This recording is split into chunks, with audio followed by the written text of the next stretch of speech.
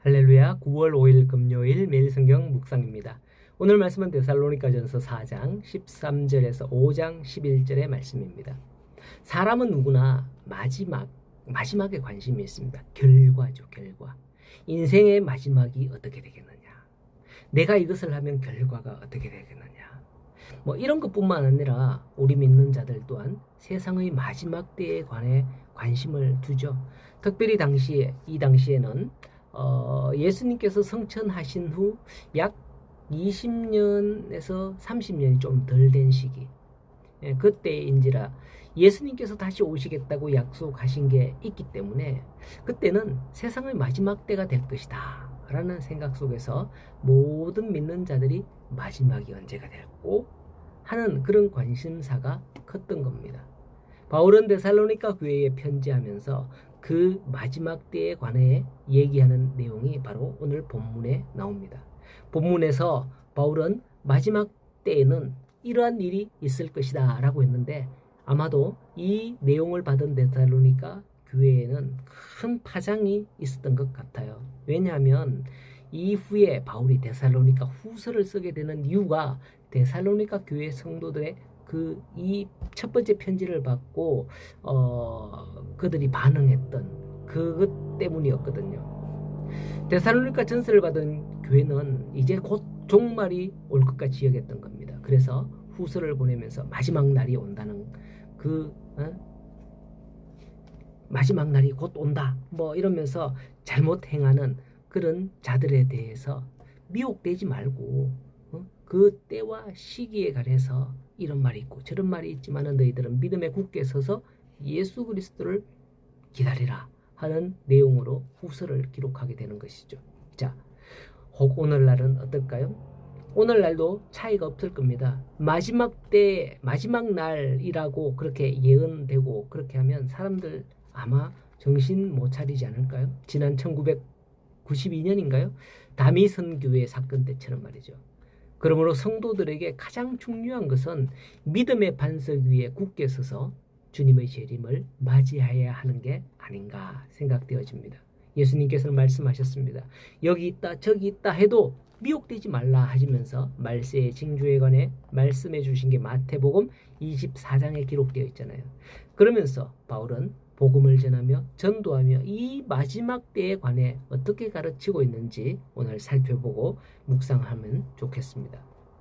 자, 13절에 형제들아 자는 자들에 관하여 너희가 알지 못함을 우리가 원하지 아니하노니 라고 했죠. 바울은 당시 예수 믿는 일로 말미암은 박해로 순교한 이들이 많음을 알고 있었습니다. 그들에 대해서 아마도 자는 자들이라고 표현을 쓰는 것 같습니다. 예수로 순교한 자들이 결코 헛되지 않음을 알려주려고 한 듯합니다. 그래서 이는 소망이 없는 다른 이와 같이 슬퍼하지 않게 하려고 한다. 그걸 알게 하려고 한다는 것이죠. 그들이 어떻게 되냐? 14절에 보면 우리가 예수께서 죽으셨다가 다시 살아나셨음을 믿을진데 이와 같이 예수 안에서 자는 자들도 하나님이 그와 함께 데리고 오시리라 라고 가르칩니다. 예수님께서 재림하실 때에 그들이 함께 살아서 온다는 거죠. 어쩌면 이 본문을 가지고 중세 가톨릭에서는 연옥이라는 장소를 만든 게 아닌가 생각이 되어집니다. 지금도 천주교는 조상들이 죽어서 천국도 지옥도 아닌 중간 연옥에 있다 주장을 합니다. 후손들이 잘 먹고 잘 사는 것도 좋지만은 잘 믿고 공을 세우면 어떤 믿음의 공을 세우면 그 연옥에 있던 자가 주와 함께 살아날 것이다. 천국으로 뿅 올라갈 것이다. 이런 주장을 해서 과거의 중세시대에 대베드로 성당을 지으면서 헌금을 거두면서 자 땡그란 동전을 넣으면 땡그랑 하는 소리와 함께 여러분들의 조상이 여러분의 형제가 천국으로 올라갈 겁니다. 이러면서 막 헌금을 거두고 이런 일이 있었잖아요. 예수 안에서 자는 자들도 하나님이 그와 함께 데리고 오리라 하는 이 말씀에 근거해서 바로 그들은 연옥이 있다 주장을 합니다. 하지만 그것은 옳지 않은 주장이에요. 성경 어디를 봐도 연옥이라는 장소가 없는 거예요. 중간 장소가 없어요. 천국 아니면 지옥이죠. 결코 이 말씀이 조상들이 연옥에 있다가 예수님과 함께 오실 것이다 하는 그런 말씀의 근거가 아닌 겁니다. 우리 인간들은 시간 속에 존재하지만 하나님은 시간을 초월하신 시간 밖에 있으신 분이에요. 사실은. 즉 시간도 하나님이 천지를 창조하셨을 때 만든 것이라는 걸 우리는 알아야 돼요. 창조 때 보면 첫째 날, 둘째 날, 셋째 날 이렇게 해서 일곱째 날까지 언급을 하잖아요. 이것도 하나님의 창조의 날로 들어가는 거죠. 즉 시간도 창조되었다라는 거예요. 하나님은 알파와 오메가라고 하잖아요. 처음이요 마지막이다. 하나라는 거죠. 처음과 마지막.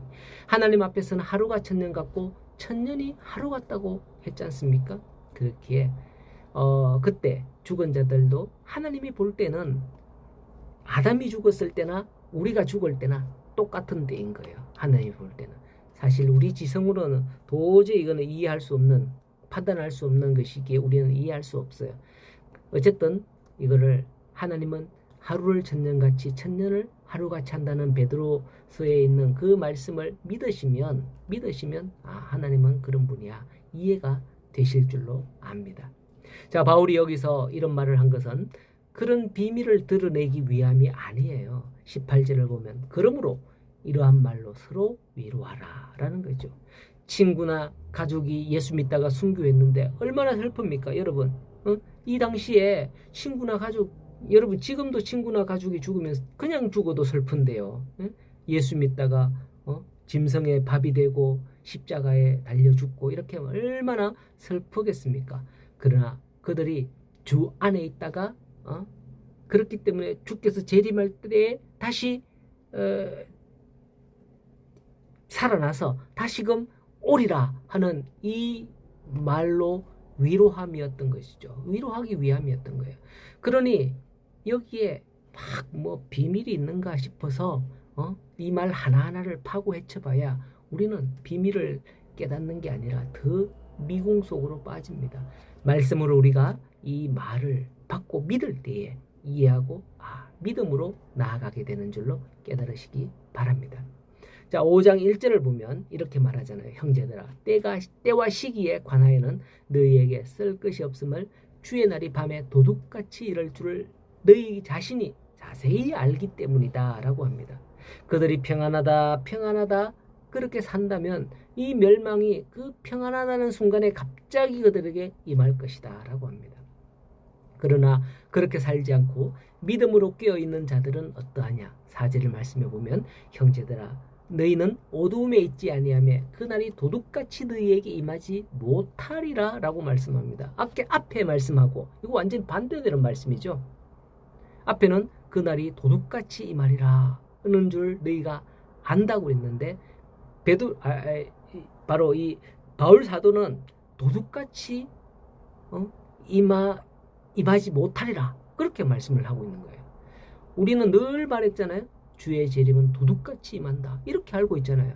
그런데 이 뒷부분에 믿는 자들에게는 다시 한번 말하는데 그날이 도둑같이 너에게 임하지 못한다 라고 하는 거예요. 실로 걱정을 붙들어 매는 말이 아닐 수 없어요. 지금까지는 그날이 도둑같이 임한다는 것만 들었죠. 하지만 믿는 우리는 그날이 언제 임할는지 말씀으로 깨닫게 된다는 거예요. 그러므로 바울은 믿는 자들에게 어떻게 하라 권면하느냐 하면 6절 말씀에 그러므로 우리는 다른 이들과 같이 자지 말고 오직 깨어 정신을 차릴지라 라고 합니다. 불신자들은 잠을 잘 때에 우리 믿는 자들은 정신을 차리고 있으라는 것인데요. 그게 바로 믿음으로 살라는 것입니다. 그러면 그날을 놓치지 않게 된다고 하는 것입니다. 짧은 묵상 시간에 길게 설명할 수 없어서 이해가 잘 되실런지는 모르겠지만 오늘 말씀은 종말에 관하여 가르쳐주는 내용입니다.